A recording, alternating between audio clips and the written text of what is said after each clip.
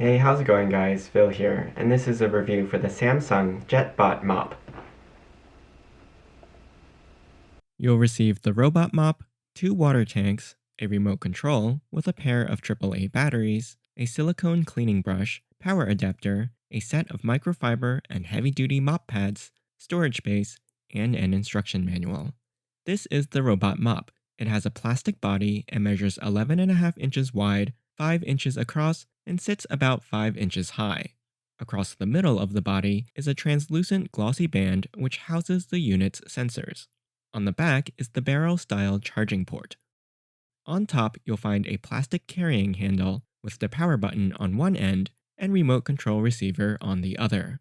On the bottom of the unit are the attachment brackets for the water tanks. The remote control can be used to select the cleaning mode and control the robot. The silver play key starts or stops operation, while the directional keys allow for manual navigation. The different cleaning modes available are Auto, Edge, Focus, Intensive, Infinity Pattern, Step, and 50 minutes. The 2 included AAA batteries can be installed in the bay on the back. Before first use, be sure to plug in and charge the unit for several hours until the battery is full. When charging, the power button's LED will flash yellow if it has low battery. It flashes blue with a medium charge and changes to solid blue when the battery is full.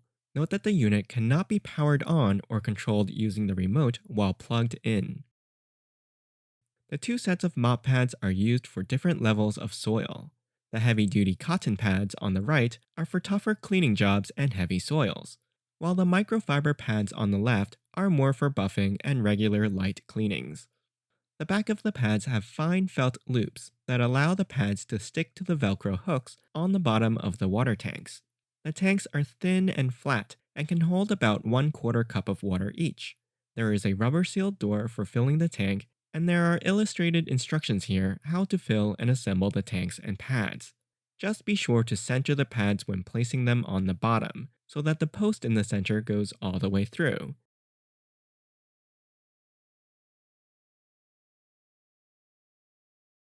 If they're not centered, they might fall off during operation. To remove the pads after use, just pull them off gently. When preparing to use the mop, you'll want to dampen the pads with water and wring them out before installing them on the tanks. Then fill the tanks after attaching the pads to them. The top of the tank is translucent, so you can see the water level inside. I like to slightly tilt the tanks when filling to maximize the amount of water I can use. Note that you should use plain water only and are not supposed to add any soap, detergent, or other cleansers to the tank.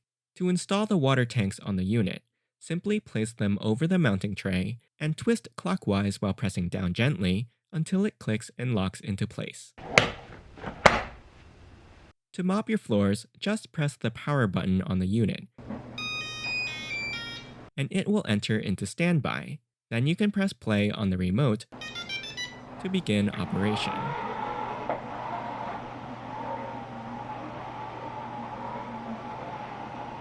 In auto mode, the unit moves in a random path, rotating as it goes, while attempting to cover the entire area it has access to and finding the perimeter of the room. The robot moves quite slowly and in an unpredictable path. It doesn't create a map of your room though, so its path isn't always efficient, and it may go over an area several times and even miss a few. The unit is recommended for use on hard floors except those that are black, which may prevent it from operating properly.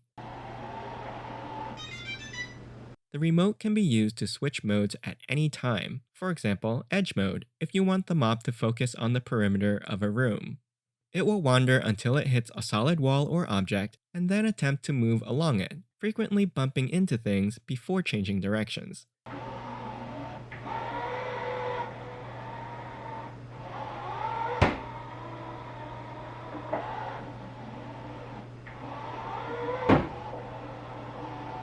As you can see, because the kick plate under my cabinets are recessed, it won't be able to clean right up to them, as the unit is too tall, and the sensors also aren't able to detect the cabinets before hitting them, because the sensors are placed too low.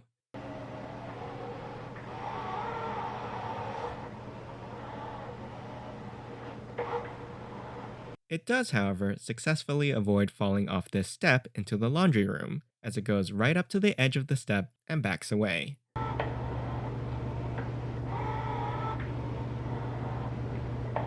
If the light turns a solid yellow during operation, this indicates the battery is low, and if it detects low light, it will attempt to move to a brighter location so you can find it more easily.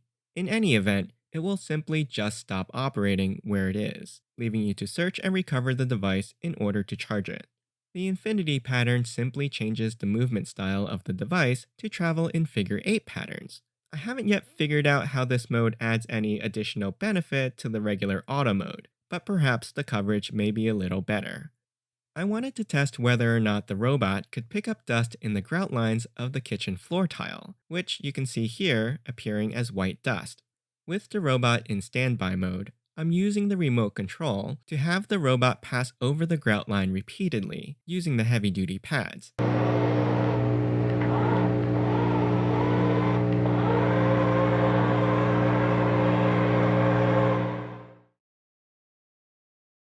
And as you can see here, the white dust has been removed. After use, you should remove and empty the tanks to prevent the buildup of mold, mildew, and bacteria.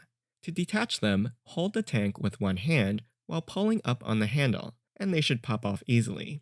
Then empty any remaining water in the tanks. Remove and wash the pads in warm water with a teaspoon of laundry detergent.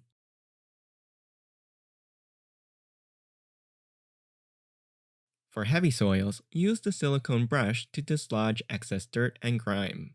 Then hand wring and hang dry. The unit comes with a plastic storage base, but note that this is not a charging station because this robot doesn't have wireless charging. Also, remember to remove the tanks and pads before storing the unit. To charge it, you'll need to manually plug the adapter into the port on the back. There's also a handy cleaning mode that allows you to operate the unit handheld. Just press the power button twice after turning it on, and the pads will start to spin, allowing you to clean other surfaces like countertops, walls, and windows. But you do have to remember not to put the unit down while in handy mode, because all the sensors will be off, including obstacle and drop sensors, which could allow it to fall off a table. To exit this mode, press the power button, or press the start and stop key on the remote. Overall, I felt the cleaning power of this robot mop was light to moderate. It picks up dust and light soils fairly well, but doesn't do a great job with heavier stuck on or sticky messes. Even in focus mode, it tends to wander away from the area where you set it down. It's actually quite good at getting up to the edges of your walls, provided they are flat, but isn't able to access recessed kick plates under cabinets. The unit isn't smart though, and can't be controlled via a mobile device. You can't put it on a regular cleaning schedule, nor does it create an internal map for an efficient cleaning path. The mop tends to bump into furniture a lot before changing direction,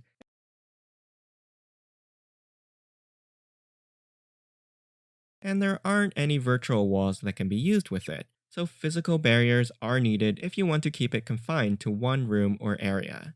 It typically runs out of water after about 50 minutes, or a bit sooner on intensive mode, and can be run for 100 minutes total before needing to be charged. Although the unit takes a while to completely clean a room, it can save you time and effort by giving your floors a quick mop or polish. It's not entirely hands-off though, as you do have to fill and refill the tanks and ensure you remove and clean the pads after each use, but that's still much simpler than traditional mopping. I hope you enjoyed this review. You can ask me any questions in the comments. I'll put a link to the product in the description below. Don't forget to subscribe to my channel and join me next time.